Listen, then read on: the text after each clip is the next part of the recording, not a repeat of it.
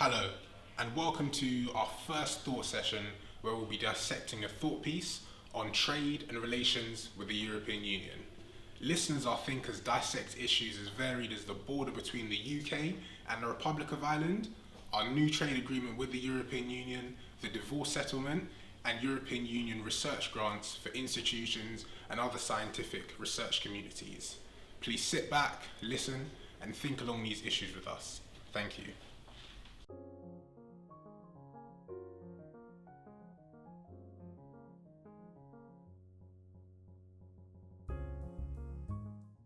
I feel like the most important issue with trade was that there was a lot of anxiety about the outcome of it, and a lot of commercial firms, especially in London, have been the most focused on the trade aspect of it.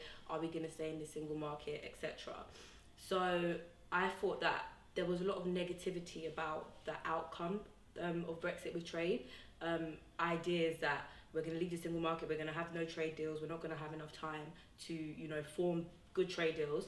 But I felt like the UK actually has a lot to offer, and it could be a good opportunity to sort of expand further, creating new trade deals, ones that we didn't think of before, with countries outside of the EU, such as Ethiopia. Some have suspected that that's going to be Africa's leading manufacturing hub, and these countries, which are developing countries, this could be good for their economies. So we would be actually helping them as well as sort of fulfilling our obligations internationally. So a lot of people say, oh, Britain can't have its cake and eat it, but I felt like we could, bake some more cake, make some more new opportunities, and sort of coming out of our comfort zones with trade and seeing if we can get even better deals. So, negotiating bespoke trade deals with other similar trading blocs and having more of an emphasis on globalization, which can, like I said, provide even better opportunities. And also, it seems like people are so worried about trade because Britain is very dependent. We have more imports than we export, and that's it. So I feel like Brexit is a good opportunity to force Britain into sort of being more self-dependent and making more opportunities in the UK to provide for ourselves.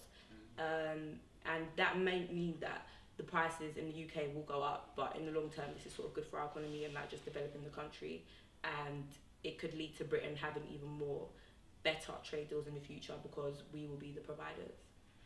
So yeah. And then in relation to...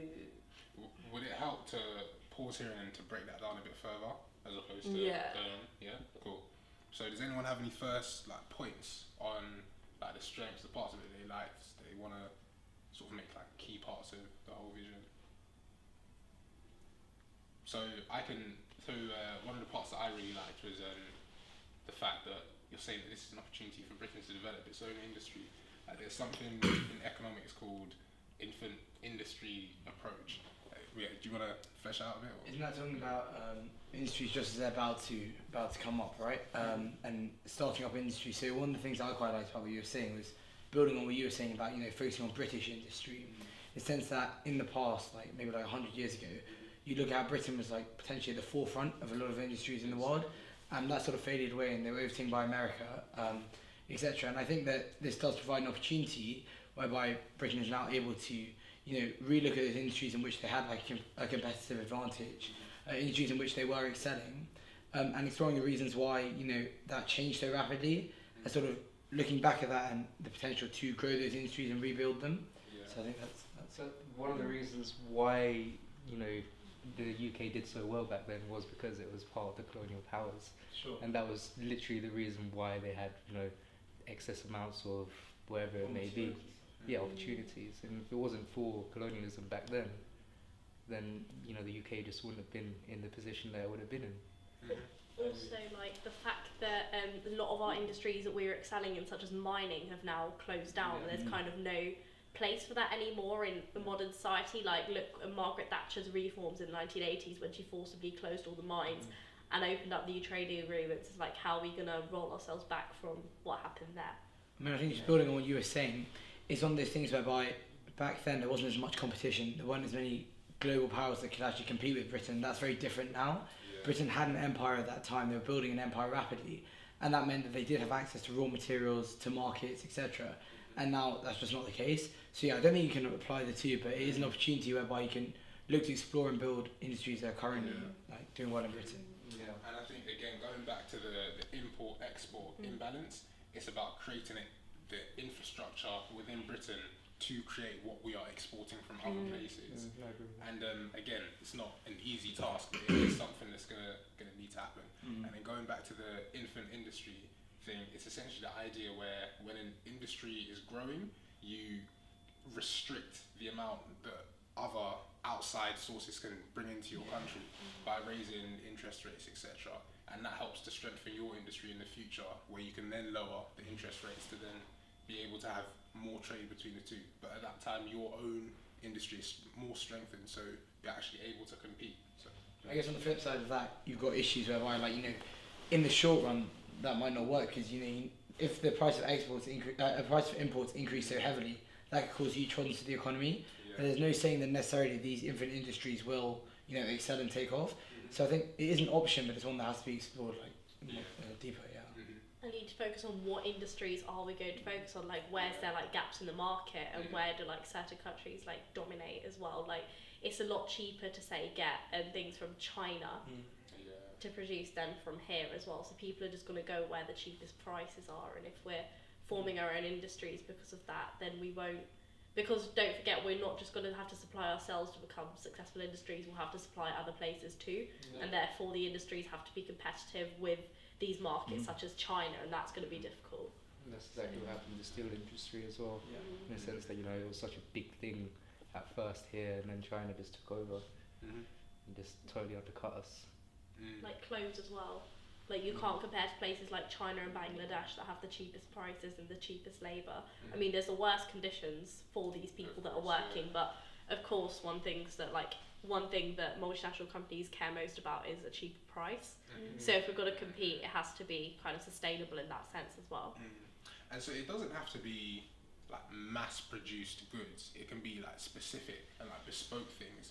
So one example is the way that Rolls-Royce engines are used in planes all around the world. Like it can be developing on industries such as that, which are really like sort of British, so to speak.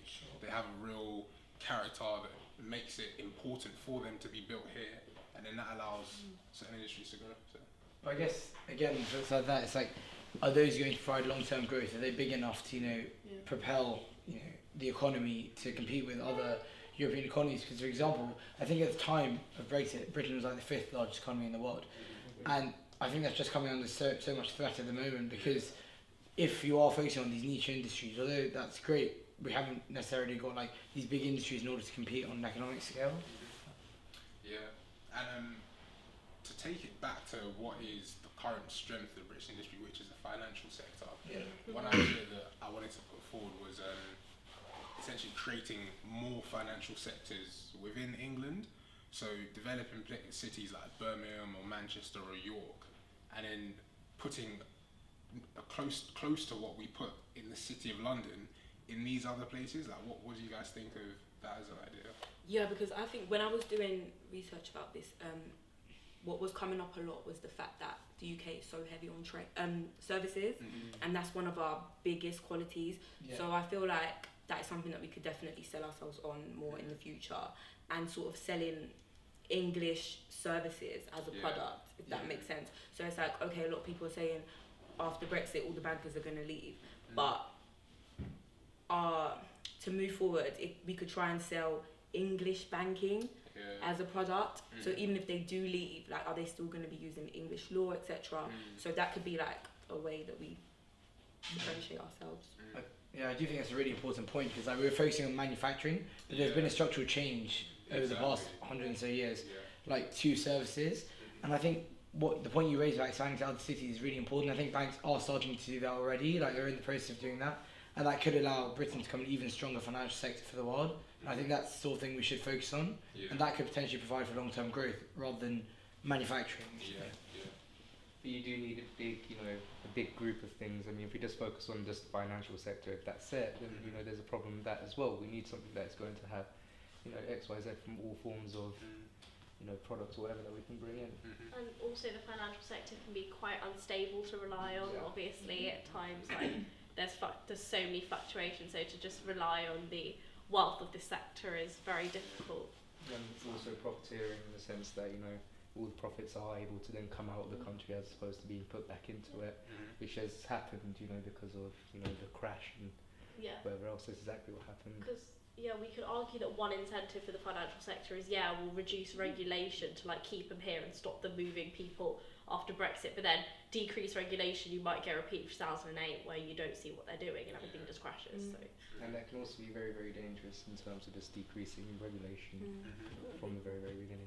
So services aren't only financial as well. It's legal services, as you were saying, talking about selling the strength of British law as in terms of there being trade disputes around the world, using British courts as one of the sort of ways to arbiter these disputes, and in things like comms, communication support, having British-based PR firms at the forefront of global PR, making sure that we strengthen that part of the industry, that part of the services. So financialization is one key part of it, but it's not the only part. So, just to add to my point about Britain being so big on services, around 80% of our economy is from services. I feel like Brexit could be a really good opportunity for the services industry to expand on what they have already started. For example, I'm looking to become a lawyer in future, and this could be a great opportunity for law firms to sell English law as a product, and that would attract people from outside of the UK to come to London and get services from here. So in that respect, I do not feel like for the services industry Brexit is a disadvantage. In fact, it's a big opportunity. Okay, so I'll be talking about Brexit and relations now, and focusing on 3 areas of impact, which will be research, the future of our relationship with Ireland, Northern Ireland, and the future of our relationship with the European Courts of Justice. So firstly, in relation to research, British institutions are very important to the EU, and the EU is very important to British institutions. This is largely because of the amount of grants that we get for them for research. But Theresa May has said that she welcomes agreements to collaborate with European partners in the future on research initiatives.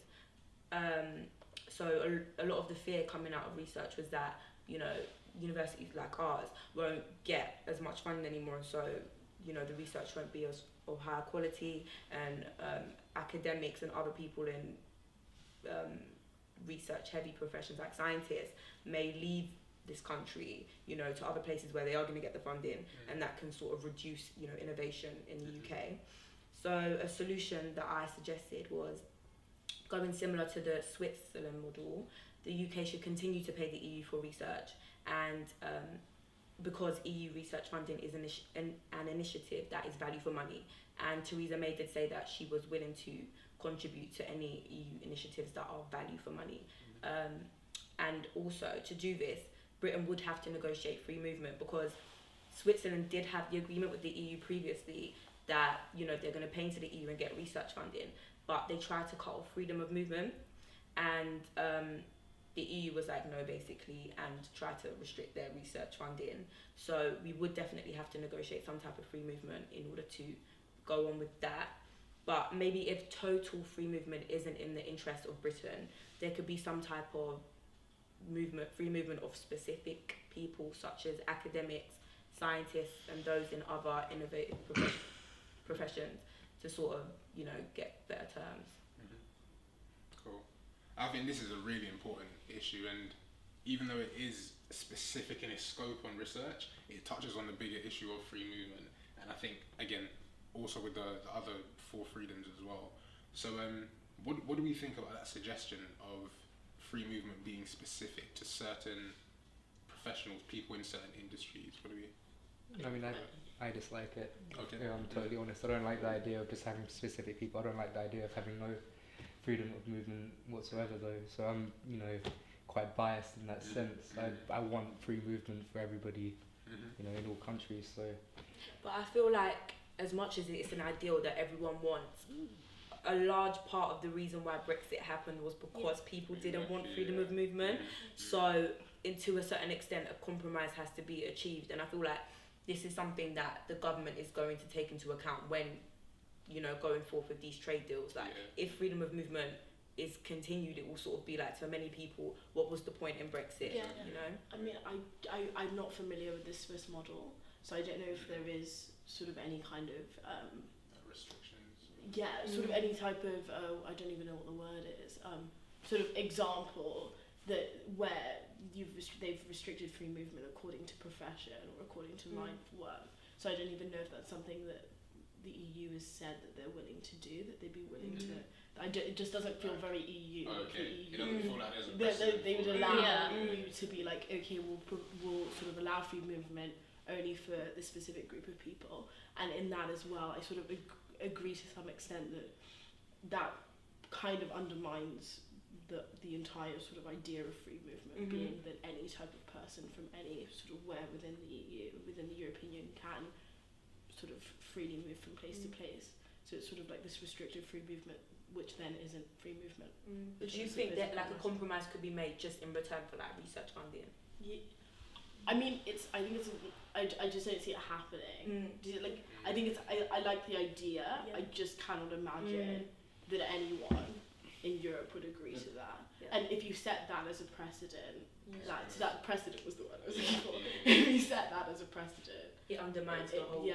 and that will And just then- snowball. Yeah, I was gonna say, if you said it's precedent, other countries might be like, oh, we could jump on this bandwagon too, and then everything will just. Sort of, we're only going to accept academics, and then Yeah. that then sort of gets, obviously you mentioned scientists, and then people of a certain Yeah. pedigree, Yeah. so to speak. I feel like the EU won't let that happen. Yeah, It creates so much more disparity amongst classes as well. yeah. I think that's really important to remember is that if you have just like a particular group of people that are able to just move on to wherever they want to go in the EU, then what does that mean for like for class? Does that mean that, you know, if you're only above the middle class, upper middle class and above, then it's okay, or what does that actually mean? I think that like while research is really important, it would be great if we could get the deal that Tosin was talking about. If they say, oh, it's all free movement or nothing, we're gonna probably have to go for nothing, because I feel like it would be a massive betrayal of the majority who voted to leave if we kept free movement, given that that's pretty much free movement and the supremacy of EU law are the two reasons why people voted to leave. But for the majority, it wasn't the law; it was free movement. So while we might love the idea of free movement, I feel like it would be a betrayal to the electorate if we follow that through as a policy. So research might be something we have to sacrifice.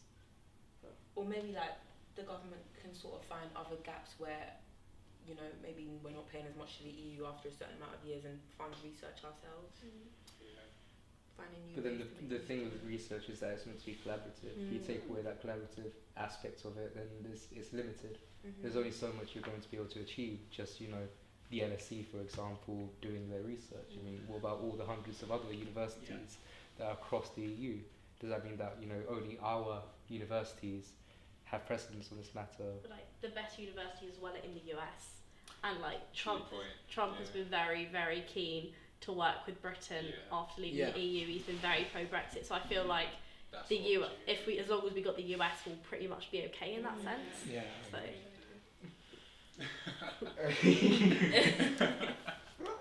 you don't fancy being in Trump's pocket. I mean, no.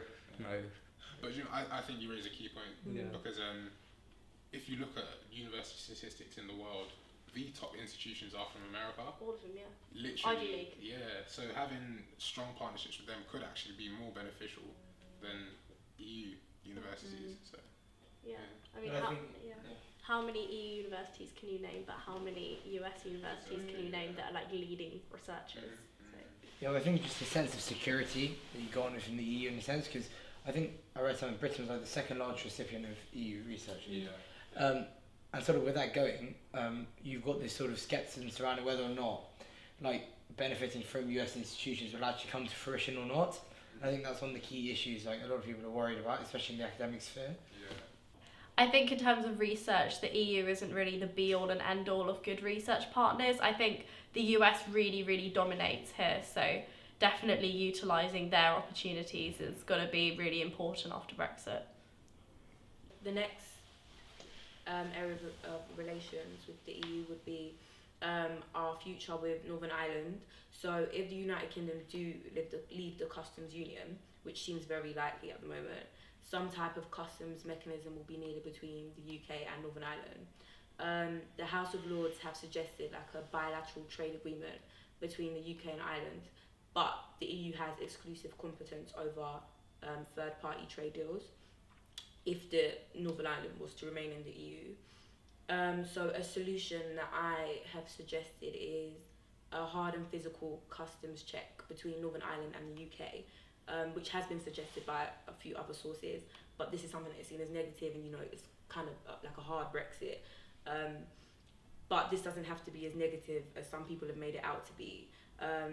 We don't have the technology to track cross-border movements at the moment without the need of physical check-in between the UK and Northern Ireland, but providing like a physical barrier could sort of force us again to research technology that could be used to replace this. Okay. And so Northern Ireland, Republic of Ireland border, we're speaking. So okay, so what this idea of a hard border was floated around, and it seemed like it wasn't received very well, because again, as you said, people thought that it reflected a very hard border. But what do we think about the idea that as technology improves, that border and physically how it looks will change? Do we think that it can still be part of the solution if that's the case? I don't think that we can have any form of hard border between Northern Ireland and the Republic of Ireland. I mean, the Good Friday Agreement was built over maybe 10, 20 years of discussion and warfare and so on and so forth. And if you put a border there, then that destroys any form of meaning that that agreement had. That's destroyed literally 2-3 decades worth of work. And how are we meant to justify that? I think I sort of misinterpreted it. Okay. I thought it was between the UK and Northern Ireland. No, but it's still like, your point is still like pertinent though for Northern Ireland and the Republic of Ireland, because it's technically the UK and the Republic of Ireland, the border is between, so it still works. So yeah. Like it will just stir up all the troubles that were present in the 1980s and the 1990s that the Good Friday Agreement finally managed to abolish. It's like all of this will get raked up again. And there's already sentiment in Northern Ireland that they're close to a Republican majority, so it's like that will just kick them off the other way. So if you put a border there, everything might just go off. Also, go off there bear again. in mind this super recent, sort of 19 years old, the Good Friday Agreement. So it's, I would assume, still pretty fragile. And so it's to sort of come in and sort of bulldoze that, I can't imagine would end well. Okay. But I feel like it will just set off all the problems that have been kind of laid to rest for years. They'll have an excuse to like come out again. Okay, so we're ruling out a physical border there. Yep. Okay, cool. In terms of something that is a border but isn't physical, is that something that we could look at? So like, I mean, that already happens. There's already a soft border, if you want to call it a soft border, between Northern Ireland and the Republic of Ireland. And that works pretty well, but then it works because there's that agreement between the two countries. There's the freedom of movement, like you say, this time, and so on and so forth. But if any of that is even remotely changed or dismantled, I don't see it ending well at all. okay. So are we saying that ideally what we need is something bespoke between, or for that border? As in like between the UK and the Republic of Ireland on that border, we need something bespoke for it to go forward. When you say bespoke, what do you mean? Like, I know what you mean, but like, explain yourself a bit more. So the relationship between UK and the Republic of Ireland will be different to the relationship between the UK and other EU countries. So yeah, so it has to be a unique relationship. Yeah. But then again, only the EU can sort of decide that because they have exclusive competence. But I mean, that could be something that is put forth for negotiation, and like the examples that you use, it could stir up more conflict. That could be something that is raised to the EU to enable us to get like the terms that we need. It would be in their interest to really like look at the border there, because obviously Republic of Ireland is still an EU member. So it would be in the EU's interest to try and minimise tension in that area. Could the EU almost use it as a bargaining chip though? and say, look, we're just not going to budge on this, and it's either hard or soft, and you deal with the consequences? I don't think that they can. How come? Because the EU at the moment is the third party that's meant to be in charge of it. So you have three parties that are part of the Good Friday Agreement. You've got four parties: Northern Ireland, Republic of Ireland, the UK, England, and then the EU. So the EU is the governing body, I guess, that'll look over and make sure that everything is done correctly, if you like. And if they were to use it as a bargaining chip, it will destroy the border. So, I mean, not necessarily destroy it, but it'll make it a lot more difficult for the Good Friday Agreement to be upheld. Yeah, but essentially what the EU would be saying is, we don't have to budge, we're putting the ball in your court, and it's up to you whether or not it's destroyed or not. You see, that's the kind of stance that they could take. Do we think that that's a realistic stance that they would take? Or you said no because... I mean, I think no, Okay. but what do you guys think? It was my point clear. Yeah, no, I think Okay, that perhaps would be sort of uncharacteristically hostile of the Okay, EU. yeah. I mean, not that we're particularly in any Good. safe Yeah, with them yeah. at the moment. I do But I question though, like, if they could do stuff like that, like, what's the limits on these negotiations? Like, who's sort of controlling whether or not the EU are stepping out of their powers by sort of trying to be hostile to the UK? Like, is it possible for them to do that? Like, can the ECJ interject at any point and be like, oh, you can't do I feel that? like they will be hostile, but I don't think they would be on this because, like, really, like, it's a massive issue and, like, so many lives are at stake. So you wouldn't, like, use Northern Ireland as a bargaining chip when you know that could literally cause so much Literally a war. hate. Yeah, and like the war, they wouldn't do that. Cool. Okay. Next point, please.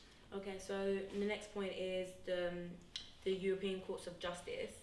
So I think that the relationship between the European Courts of Justice after Brexit is very uncertain because we don't really know like what parts of the law are going to be incorporated into UK law, and this includes fundamental rights, human rights.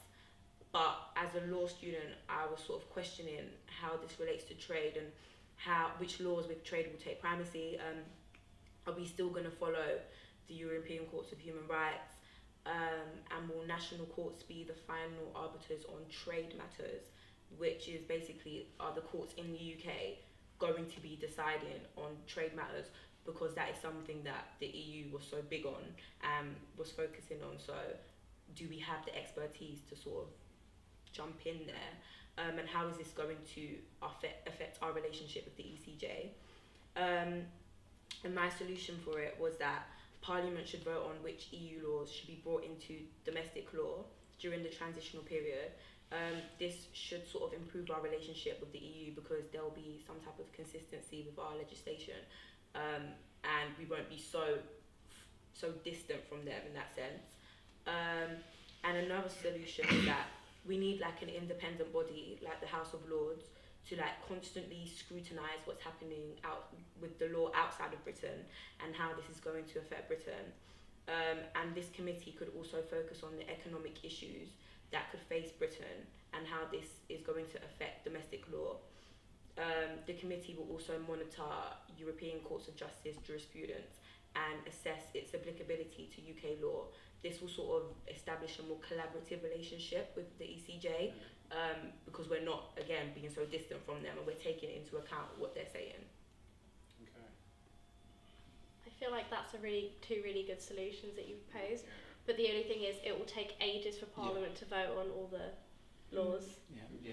That's the only thing. It's like, how practical is that in a sense? Yeah. But one thing we should look out for, I think I studied a case at A level about EU law called Factatami, where there was a fishing dispute between like EU fishermen and UK fishermen, and that showed that EU law was supreme to UK law. So one thing I think we really need to focus on is that, okay, the UK fishermen are going to be the priority here now that we've left the EU, but just getting the EU to agree to that might be difficult. And I do agree, they're two really good solutions, but I think the two key problems are then ease of adaptability and then feasibility of actually doing that. And as I mentioned, like the time scale, like I don't think it's something that can be done in the short term at all, but I think it's something that in the future could like provide potential. Like it's good to have some sort of correlation between EU law and UK law at the same time, because you do want to have that sense of similarity that was present before. So yeah, especially in a legal perspective, because a lot of people were like, well, what's going to happen to the legal system now?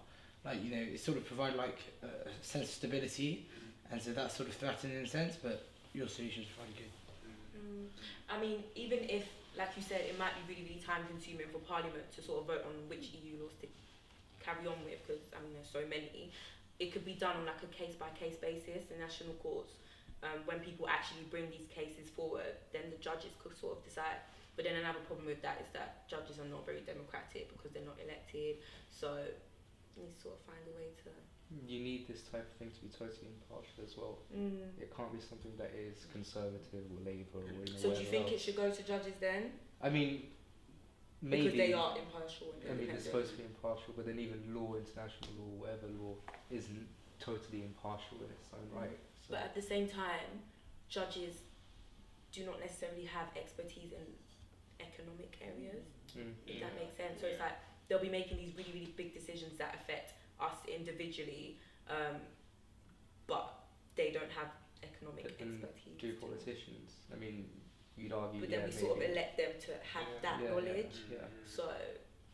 I mean, what if we were to get, you know, people that have actually been studying this for years and years and years, if they were academics, for example, and for them to have a say in what may or may not happen. I like the idea of, you know, getting groups together to, you know, lobby for whatever, but it has to be impartial. I think that's the key there. I think that's why it's good to get someone like people like the House of Lords, because they are sort of seen as the independent body with the expertise, and they have no political affiliation, so they're literally assessing things based on the facts of what's happening. House of Lords do have political affiliation. Yeah, some do, because they're not meant to though. In theory, it's not meant to be a political body. Yeah, they're meant to be partial, but yeah.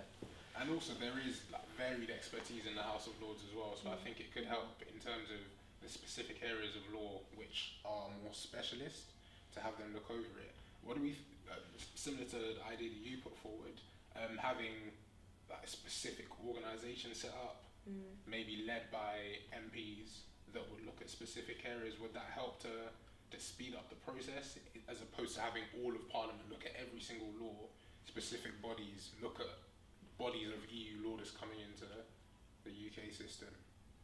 What do we think of that as a... I think that would be more efficient, but I think on something as sort of significant as laws, I think there would be a problem with it not being entirely collaborative and not including sort of every single member of Parliament in every single decision.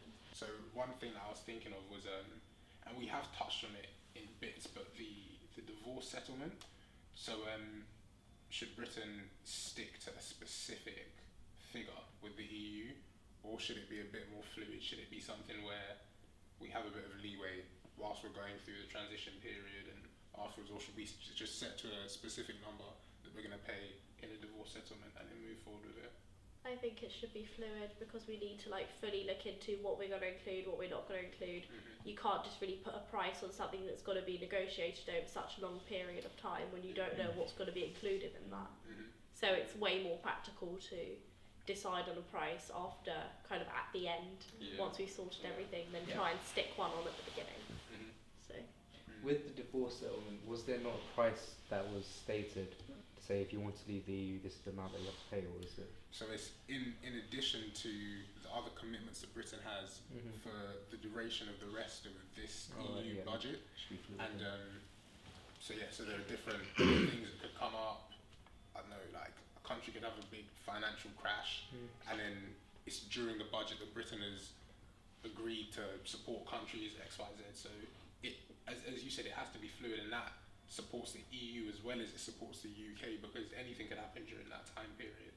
So yeah, then I agree that it should be fluid. Okay, brilliant. So we're done. Thank you guys. Just in time as well. Yeah, man. Cool.